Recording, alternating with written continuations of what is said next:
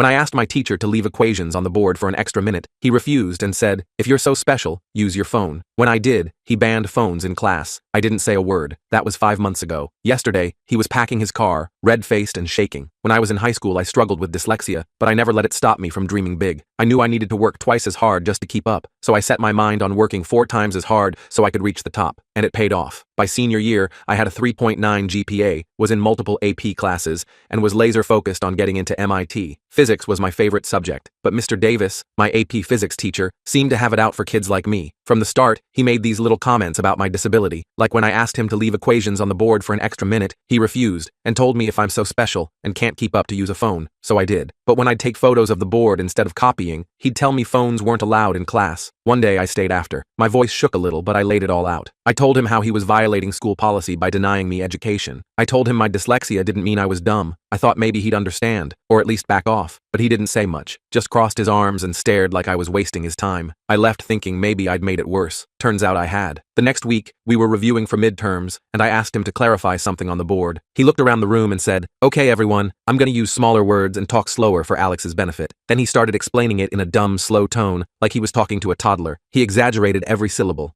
chuckled at me. My face burned so hot I felt dizzy. I tried to ask a follow-up and he said, "This is why some people should consider community college instead of aiming for MIT." Just like that, in front of everyone. I froze, couldn't move, couldn't talk. I wanted to disappear. Then I did something I didn't plan. I stood up, walked to the front of the room, shaking so hard I thought my knees would give out, and I said that dyslexia had nothing to do with intelligence, that Einstein had it, that Hawking had a disability, that I wasn't the one who should be ashamed, but he just told me to sit down and get back to the review. I wasn't sure what to expect, but what he did next, I never saw coming. He pulled me aside and said he didn't mean to hurt me, that the world wouldn't always offer accommodations. He said he was almost done writing my MIT recommendation letter, said we should move on. I didn't believe the apology, but I needed that letter. So I said okay. For a week, I was on top of the world, the happiest student alive. I had a pep in my step, until I got called to the counselor's office. She looked like she didn't even know how to start. She handed me a copy of Mr. Davis's letter, the one sent to MIT. I read it, and was horrified. It said I was admirably persistent despite cognitive challenges, but that I might struggle with independent work. He told MIT its resources were better used on other students. I didn't even feel the floor under me. She said MIT had already responded. They were passing on my application. Because of that letter, I don't remember walking home. I collapsed in my room and cried for hours, didn't eat, barely slept. I kept replaying it all, and something just broke in me, but not in a way that made me give up. It made me mad, furious. I realized if he'd done this to me, he probably did it to others too. So I got to work. I started recording everything. I got him on tape making snide remarks to a freshman with ADHD. I interviewed older students who told me he tanked their confidence. One girl said she dropped out of STEM completely after his class. I tracked grades and saw that students with IEPs consistently got lower grades in his class than anywhere else. Then I got the jackpot. I recorded him laughing about how he ignored accommodations because those kids won't succeed in real science anyway. I put everything together. Recordings, interviews, grade analysis, copies of school policies, a full timeline of what happened to me. Then I made 2 versions of the file. One went to the school board, the principal, special ed director, superintendent, and PTA heads. The other went to a local reporter who covered education. I sent them anonymously early Monday morning. By lunch, the school was in chaos. Mr. Davis got pulled from class. There was a full investigation. Parents started calling. The reporter ran a story that week, and it blew up. Suddenly, the whole community was talking about disability discrimination in schools. And me, I was laughing. But Mr. Davis, he was enraged. So enraged he became determined to take me down. And before I knew it, rumors about me started circulating. I ate my sandwich in the library, pretending to study while actually refreshing my email every 5 minutes to see if anyone had responded. The first reply came from Sarah Chen around 2:30 p.m. She wanted to talk to me, to verify some of the information I'd sent. I responded that I'd prefer to remain anonymous for now, but was willing to answer questions via email. She sent a list of follow-up questions, which I answered as thoroughly as I could. By the end of the school day, the entire faculty had been called into an emergency meeting. Students were dismissed early. As I was walking to my car, I saw Mr. Davis storming out of the building, his face red with anger. He threw his briefcase into his car so hard I thought he might break a window. I ducked behind a tree, not wanting him to see me. That night, my mom called me down to dinner with a strange look on her face. "Did you hear about Mr. Davis?" she asked casually. I tried to look surprised. "No, what about him?" "The school called all the parents of his students. Apparently there's some kind of investigation happening. They wouldn't give details, but he's on administrative leave." I nodded, focusing intently on my pasta to avoid meeting her eyes. "Weird," I said. She studied my face for a moment. "Alex, you wouldn't happen to know anything about this, would you?" I hesitated. I wasn't ready to tell her what I'd done, not yet. I heard some rumors at school, but that's it. She didn't look convinced, but she didn't push it. My dad changed the subject to something about work, and I gratefully jumped into the new conversation. The next day at school was chaos. Everyone was talking about Mr. Davis. The substitute substitute, Ms. Rodriguez, seemed nice, but clearly had no idea what was going on either. She just handed out worksheets and told us to work quietly. By Wednesday, Sarah Chen's first article appeared in the local paper. The headline read, "Investigation launched into alleged discrimination at Westlake High." She didn't name Mr. Davis directly, referring only to a veteran science teacher, but everyone knew who it was. The article mentioned multiple allegations of discrimination against students with learning disabilities and possible violations of federal education law. The school was in full damage control mode. The principal called an assembly to assure us that they were taking the allegations seriously and that they were committed to providing an inclusive learning environment for all students. It all sounded like PR speak to me, but at least they weren't ignoring the issue. On Thursday, I got called to the principal's office. My heart was pounding as I walked in, sure that somehow they'd figured out I was behind the leak. But Principal Warren just wanted to ask me about my experiences with Mr. Davis, as they were interviewing all of his current and former students with IEPs or 504 plans. I told her everything, the comments in class, the refusal to provide accommodations, the recommendation letter that tanked my MIT application. I didn't mention my investigation or the files I'd sent. She took notes and thanked me for my honesty, assuring me that they were taking appropriate action. By Friday, Sarah Chen had published a second, more detailed article. This one included anonymous quotes from former students describing their experiences with Mr. Davis. I recognized some of the stories from my interviews. The article also mentioned the statistical analysis, showing the grade discrepancy. The community was starting to take notice. Parents were calling the school. The school board announced a special meeting to address the situation. I should have felt victorious. My plan was working better than I could have hoped, but instead, I felt empty. MIT was still off the table. My dream was still shattered. Taking down Mr. Davis wouldn't change that. Then, on Saturday morning, I got an email from Ms. Peterson asking me to come to her office on Monday. No explanation, just a request for a meeting. I spent the entire weekend anxious, wondering if I was in trouble or if she somehow knew what I'd done. Monday morning, I dragged myself to her office, prepared for the worst. But when I walked in, she was smiling. "Alex, I have some news," she said, gesturing for me to sit. "In light of recent events, I took the liberty of contacting MIT's admissions office. I explained the situation with Mr. Davis's recommendation letter and asked if they would reconsider your application." My heart started racing. "And?" I could barely get the word out. "They've agreed to review your application again, this time without Mr. Davis's letter. They're replacing it with one I wrote myself, along with a letter from Mr. Rodriguez, your AP Chem teacher." I couldn't believe what I was hearing. "So, I might still have a chance?" "You definitely have a chance," she said. "A very good one, in my opinion. Your grades, test scores, and extracurriculars are all exceptional. And to be honest, I think they're a bit embarrassed about the situation. No one wants to be the university that rejected a qualified student because of discrimination." For the first time in weeks, I felt a glimmer of hope. Maybe all wasn't lost after all. But the drama with Mr. Davis was far from over. That afternoon, as I was leaving school, I saw him in the parking lot. He was cleaning out his car, throwing things into a cardboard box. He looked up and saw me watching. His eyes narrowed, and he started walking toward me. "You," he said, pointing a finger at my chest. "This is your doing, isn't it?" I took a step back. "I don't know what you're talking about. Don't play dumb with me," he hissed. "This witch hunt, these lies, you're behind it because you couldn't handle a little criticism." Students were starting to notice the confrontation. Some slowed down to watch. I felt exposed, vulnerable. "They weren't lies," I said, finding my voice. "And it wasn't criticism. It was discrimination. You violated school policy and federal law." His face contorted with rage. "You entitled little—" He cut himself off, glancing around at the growing audience. "You think you've won? This isn't over." A chill ran down my spine. It sounded like a threat. Before I could respond, Mr. Thompson appeared, putting a hand on Mr. Davis's shoulder. "James, this isn't the place," he said quietly. "Let's go back inside." Mr. Davis shook off his hand, but took a step back from me. "This isn't over," he repeated, then turned and stormed back toward the building. I stood frozen in place, my heart hammering in my chest. A few students came over to ask if I was okay. I nodded, not trusting myself to speak, and hurried to my car. That night, I told my parents everything. About the investigation, about my role in it, about Mr. Davis confronting me in the parking lot. My dad wanted to call the police, concerned about the implied threat. My mom was worried about potential backlash from the school for my methods of gathering information. I acknowledged their concerns about my recording and accessing records without permission, admitting I'd been so focused on exposing the discrimination that I hadn't fully considered the ethical implications of my actions. But ultimately, they both said they were proud of me for standing up not just for myself, but for other students as well. The next day, Sarah Chen's third article was published. This one named Mr. Davis explicitly and detailed the school's response to the allegations. According to her sources, the investigation had confirmed multiple violations of school policy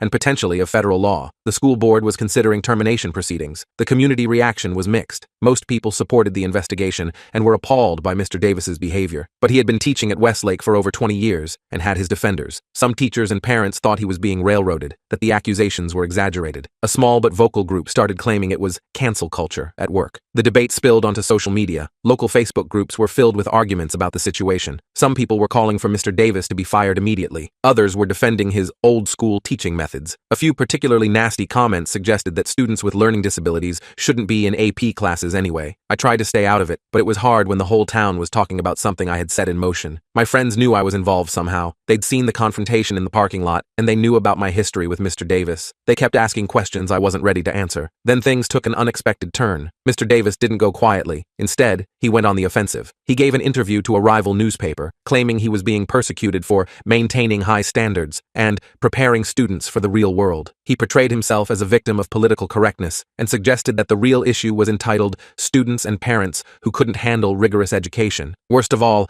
he started spreading rumors about me. He never named me directly in his interview, but he talked about a vindictive student with a personal grudge who had orchestrated a campaign against him because of a justified poor recommendation. He implied that I had manipulated other students into making false accusations and that I had somehow tampered with grade records to make him look bad. Some people believed him. I started getting weird looks in the hallways. Someone spray-painted snitch on my locker. A few parents of other students in my AP physics class sent emails to the principal suggesting that I had exaggerated or even fabricated my claims about Mr. Davis. The stress was getting to me. My grades started slipping again. I wasn't sleeping well. Every time my phone buzzed with a notification, I dreaded looking at it, afraid it would be more drama about the situation. But I also had supporters. Ms. Peterson continued to advocate for me behind the scenes. Mr. Rodriguez publicly defended me and other students with learning disabilities. And to my surprise, Casey, the freshman with ADH, started a petition supporting the investigation and calling for better enforcement of accommodation policies. It quickly gathered hundreds of signatures from students and parents. About 3 weeks after my initial email, the school board held its special meeting to address the situation. The auditorium was packed with parents, teachers, and community members. I sat in the back with my parents, trying to be inconspicuous. The board presented the findings of their investigation, confirming most of what I had documented. They had found evidence of a pattern of discrimination against students with learning disabilities, violations of accommodation requirements, and inappropriate comments in class and in recommendation letters. They announced that Mr. Davis had been placed on indefinite administrative leave while they determined appropriate next steps. Then they opened the floor for public comments. I wasn't prepared for what came next. One by one, students stood up and shared their experiences with Mr. Davis, not just the ones I had interviewed,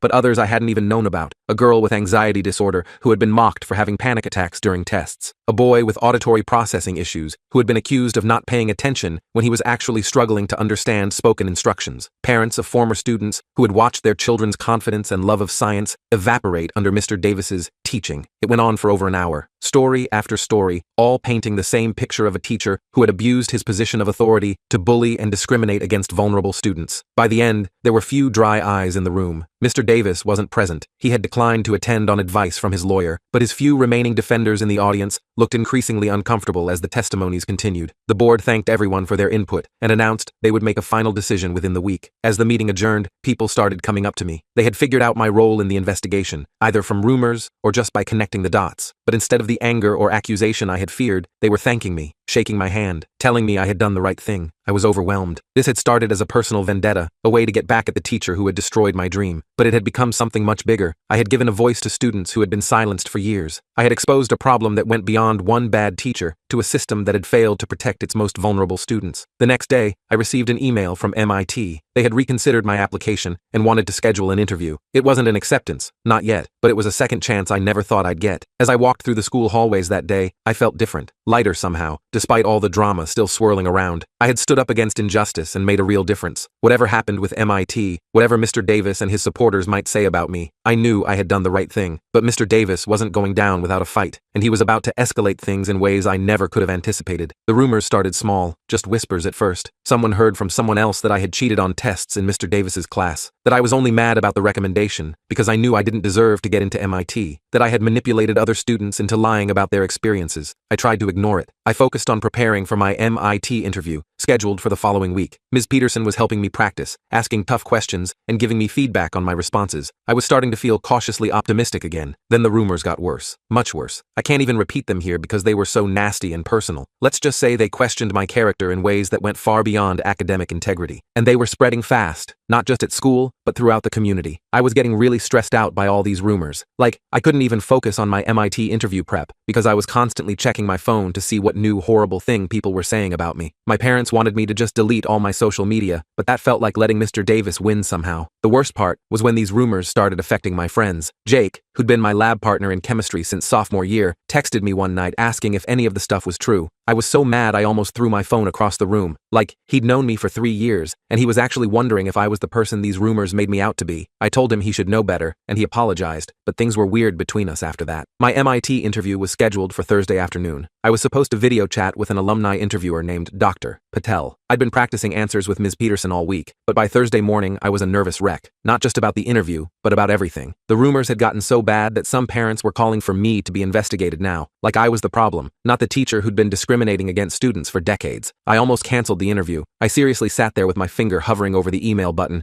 thinking maybe I should just give up. But then I remembered all those students at the school board meeting, sharing their stories because I'd given them the courage to speak up. I couldn't bail now, so I put on my nicest shirt, fixed my hair, and set up my laptop in the dining room where the lighting was good. My hands were shaking so bad I could barely type in the video chat link. Dr. Patel was actually really cool. She was an MIT grad who now worked at some tech company, and she started by telling me she'd read about the situation with Mr. Davis in the local paper. My stomach dropped. I thought for sure she was about to tell me MIT didn't want students who caused trouble. Instead, she said, "It takes real courage to stand up to authority figures when they're abusing their power. That's the kind of integrity we value at MIT." I almost started crying right there. The interview went great after that. We talked about physics, my projects, my goals for the future. She seemed genuinely impressed with my knowledge, and she didn't ask a single question about my dyslexia or accommodations. She treated me like any other applicant, which was all I'd ever wanted. After the interview, I felt better than I had in weeks, but that feeling didn't last long. When I checked my phone, I had like 20 messages from friends warning me not to go on Facebook. Obviously, that made me immediately go on Facebook. Mr. Davis had created a public post about me. He didn't use my name, but it was obviously about me. He wrote this long thing about how certain students were manipulating the system, how accommodations were being abused, and how he was being persecuted for maintaining standards. The worst part was seeing how many people had liked and shared it, including parents of kids at my school and even a couple of teachers. I showed my parents, and my dad immediately called the principal. He was furious that a teacher was basically cyberbullying a student. The principal promised to address it, but the damage was already done. The post had been shared hundreds of times. The next day at school was a nightmare. People were openly talking about me in the hallways. Some kids from the baseball team, who were always Mr. Davis's favorites, bumped into me between classes and knocked my books out of my hands. When I bent down to pick them up, one of them said, "Need extra time for that too, retard?" I lost it. I stood up and shoved him hard, which was probably the dumbest thing I could have done. He was twice my size and on the baseball team. He shoved me back, and I went flying into the lockers. A crowd started gathering, chanting, "Fight! Fight!" like this was some kind of entertainment. Before things could get worse, Mr. Rodriguez appeared out of nowhere. He got between us and broke it up, sending the baseball guys to the principal's office and taking me to the nurse to check out the cut on my head from hitting the lockers. While the nurse was cleaning me up, Mr. Rodriguez sat next to me and asked what happened. I told him everything, not just about the fight, but about the rumors, the Facebook post, all of it. He listened without interrupting, then said something that really stuck with me. "You know what the hardest part of standing up for what's right is? It's not the initial decision to act. It's continuing to stand when everyone is trying to knock you down." After the nurse cleared me, Mr. Rodriguez walked me to my next class. On the way, he told me he'd been in touch with Sarah Chen, the reporter. She was working on a follow-up story about how Mr. Davis was retaliating against students who spoke out. He asked if I'd be willing to go on the record this time. I hesitated. Going public would make me an even bigger target, but staying anonymous clearly wasn't protecting me anymore. "I'll think about it," I told him. That night, I couldn't sleep. I kept thinking about what Mr. Rodriguez had said about continuing to stand. I thought about all the other students with learning disabilities who might come after me, who might have to deal with teachers like Mr. Davis. I thought about how I'd feel if I backed down now, after coming this far. By morning, I'd made my decision. I emailed Sarah Chen and told her I was ready to tell my story, my full story, with my name attached. We met at a coffee shop off campus after school. I brought all my evidence, recordings, emails, the recommendation letter, everything. I walked her through the whole timeline, from the first day in Mr. Davis's class, to the confrontation in the parking lot, to the rumors, and the Facebook post. She took detailed notes and recorded our conversation. She asked tough questions, making sure she had all the facts straight. When we were done, she thanked me for my courage and promised the article would run in Sunday's paper. I spent the weekend in a state of total anxiety. My parents were supportive, but worried about the backlash. They suggested maybe I should stay home from school on Monday, but that felt like hiding. I was done hiding. Sunday morning, I woke up early and grabbed the paper from the driveway before anyone else was up. Sarah's article was on the front page of the local section. The headline read, "Student Speaks Out, the real story behind Westlake High discrimination case." The article was comprehensive. It detailed my experience with Mr. Davis, the MIT recommendation, and my investigation. It included quotes from other students and from education experts